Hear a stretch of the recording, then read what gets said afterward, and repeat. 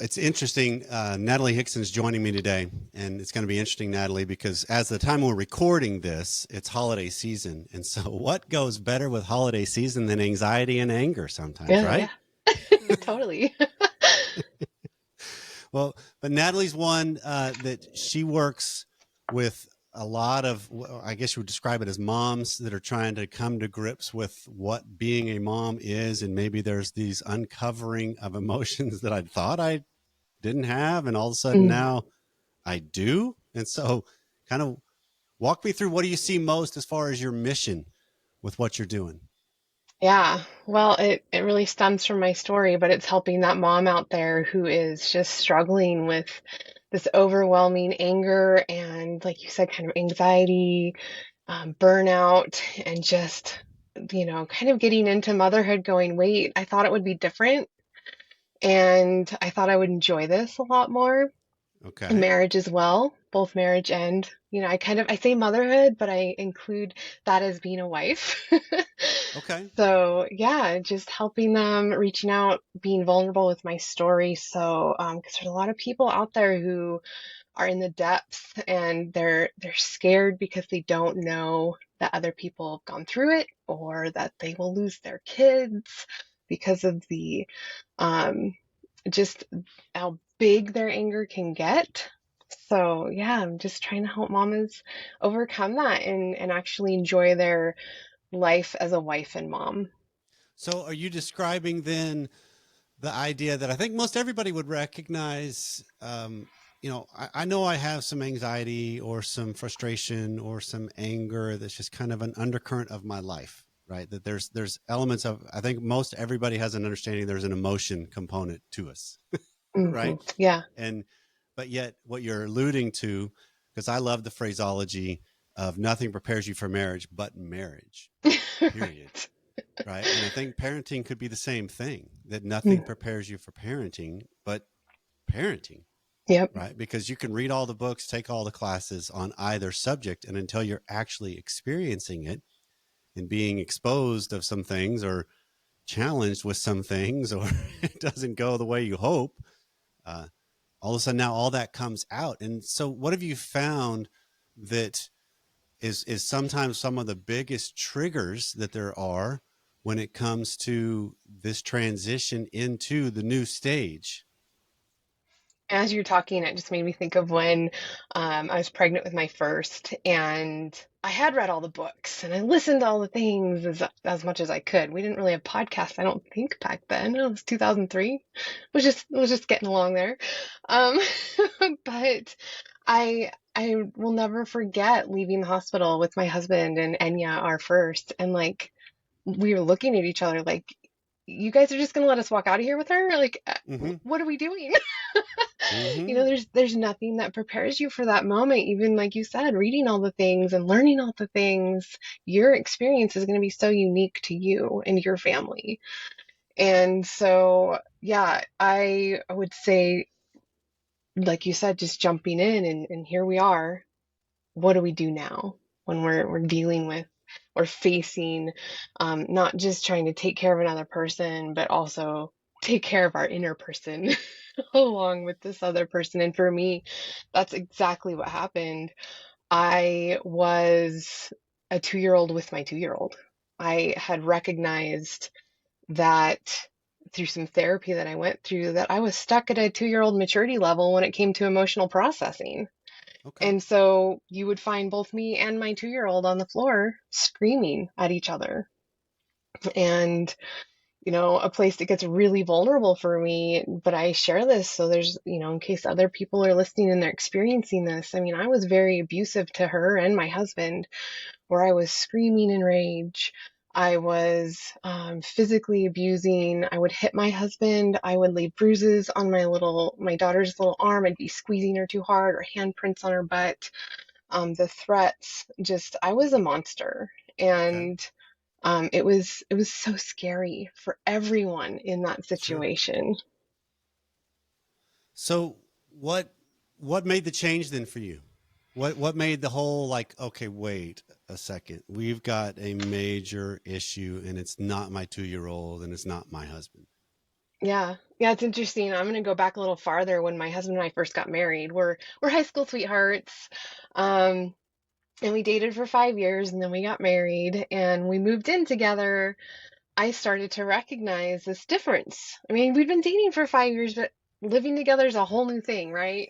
Exactly. So I can remember I would be screaming in rage at him and be yelling and get so angry, and he would just sit and withdraw. And I would be like, I remember yelling, "Why aren't you yelling back at me?" And he's like, "That's just not what I do."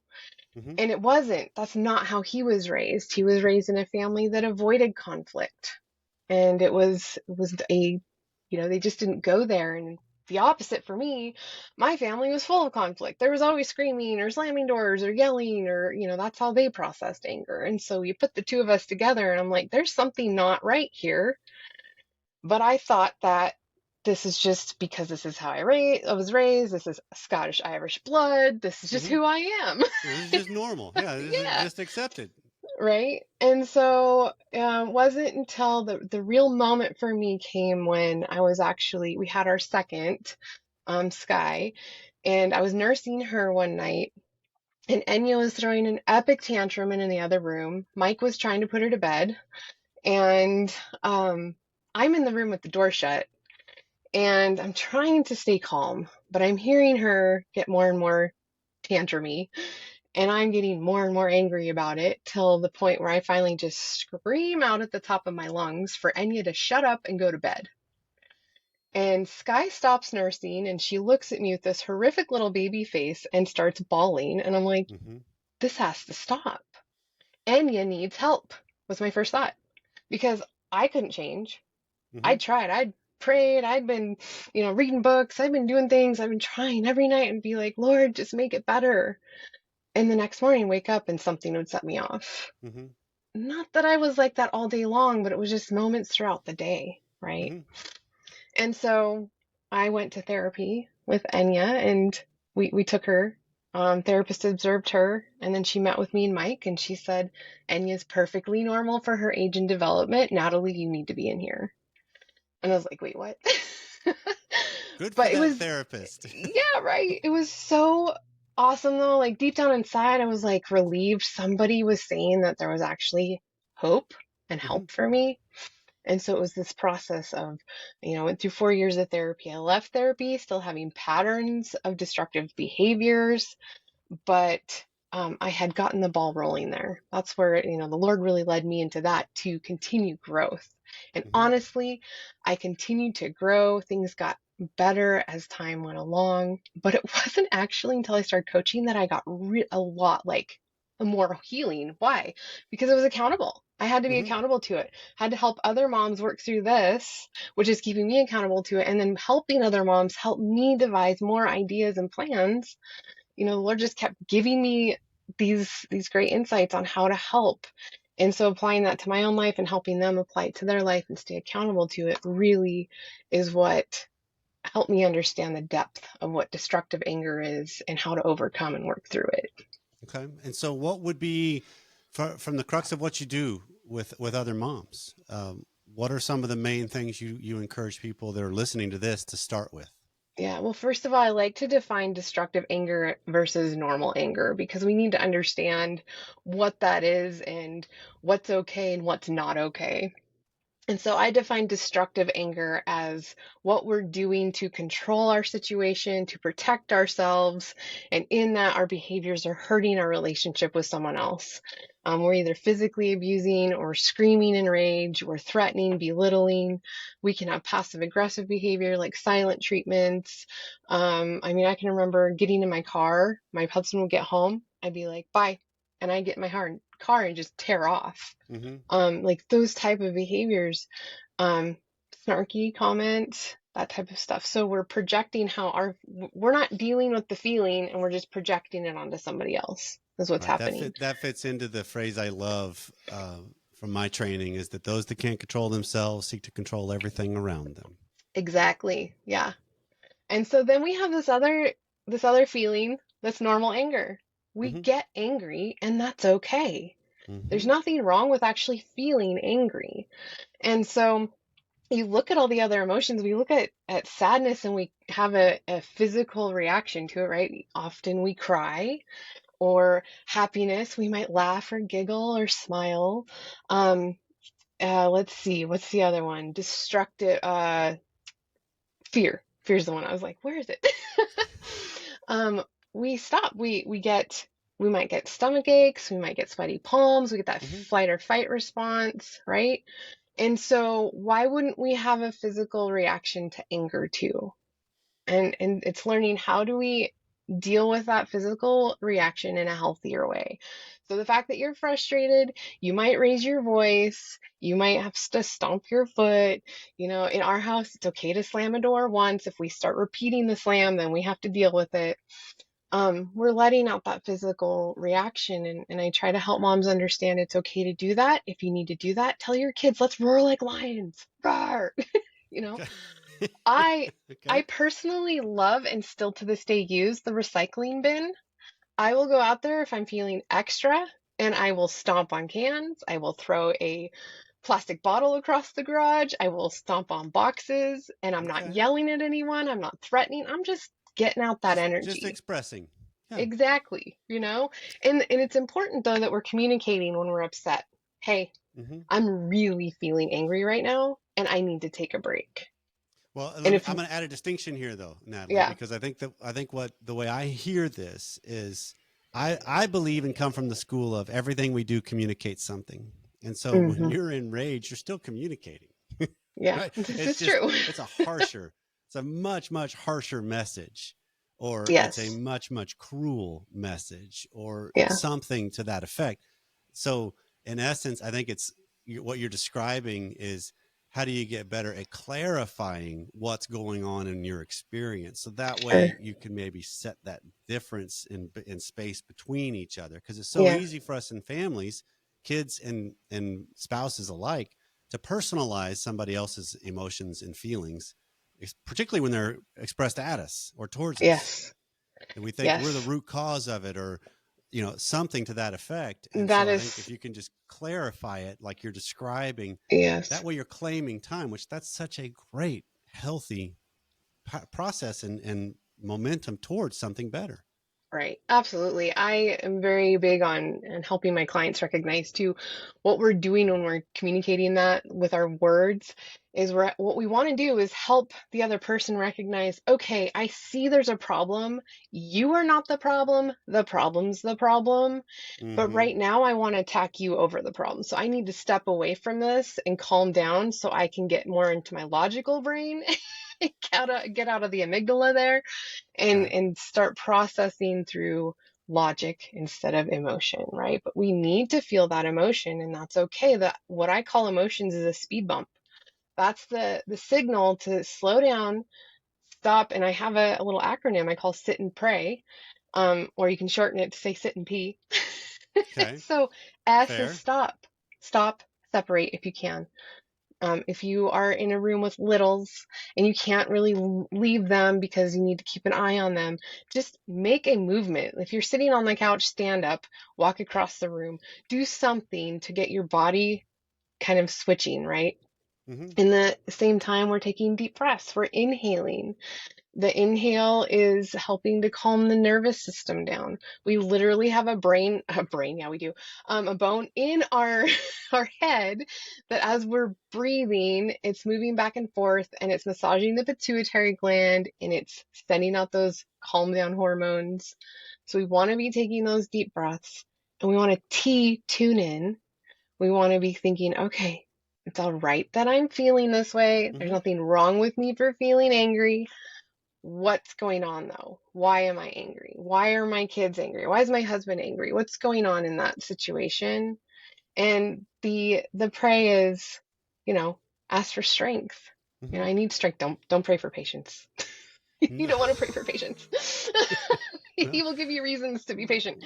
we come Um, from the same school in this of thought in this one, so yes. we're And good. and I shorten it to, because where's one of the best places you can go in your house that usually has a lock on the door? The bathroom. Mm-hmm. So if you need to go to the bathroom and take this moment, do it. No, this is great because you can use this in any situation. Like if you're around in-laws and you're struggling with, Mm-hmm. family, extended family, Mm-hmm. we're talking around the holidays right now, you just check out and go to the bathroom, right? Nobody's going Yeah. to question you on having to go pee. Yeah. And so, and if you're home alone, you've got toddlers following you and they're banging on the door. It's okay, it's okay that they're banging on the door. It's if it's safer for them to bang on the door while you're on the other side calming down before your rage is hurting them, that's okay. Mm-hmm. So that's kind of where I go with it is that sit and pray.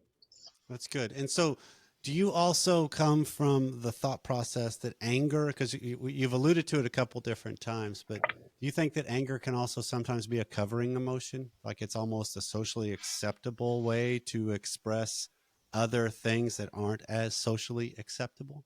Oh, I mean, we will go from sadness or disgust, or if you're one of those more vulnerable feelings to anger in a heartbeat. Mm-hmm. Like it absolutely will. It's the protecting emotion for us.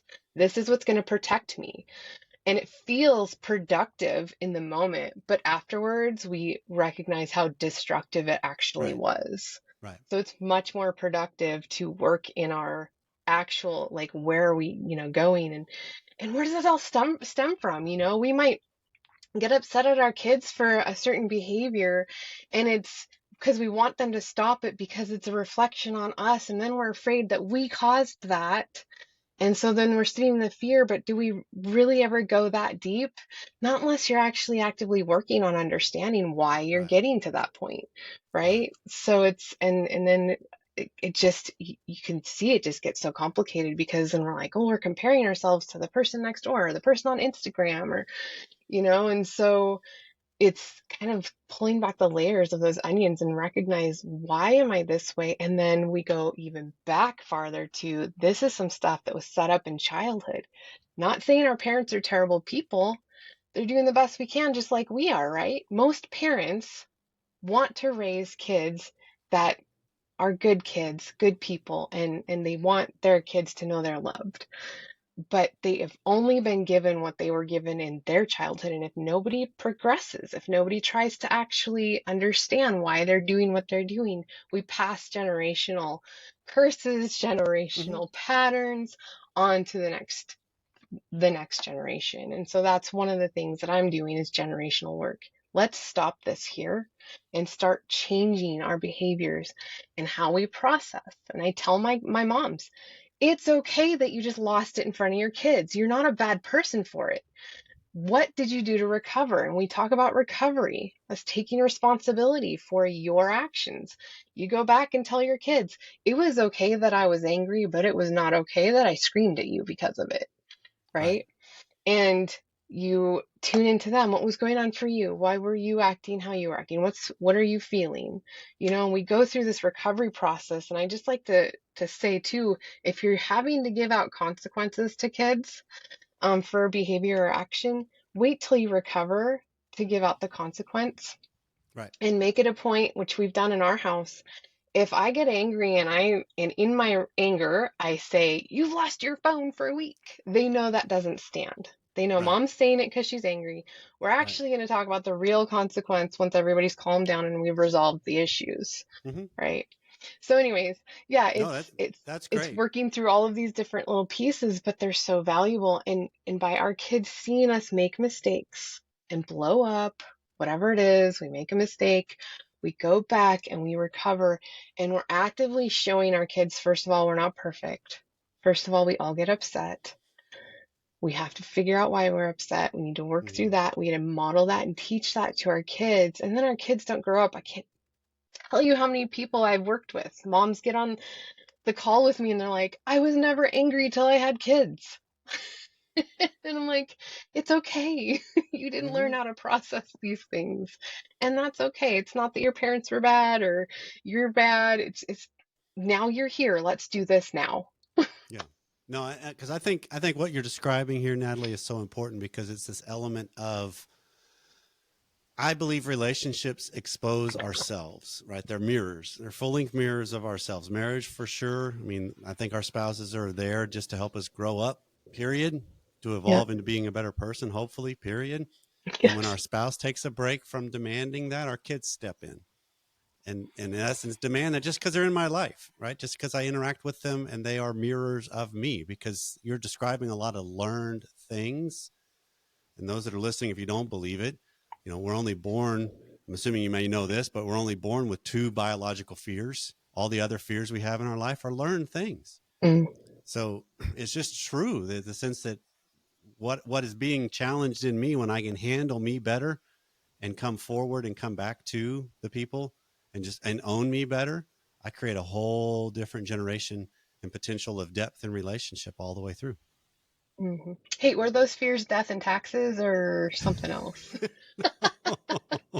It's Sorry, loud I couldn't noises and resist. no, it's loud noises and falling. That's the two that we're born with.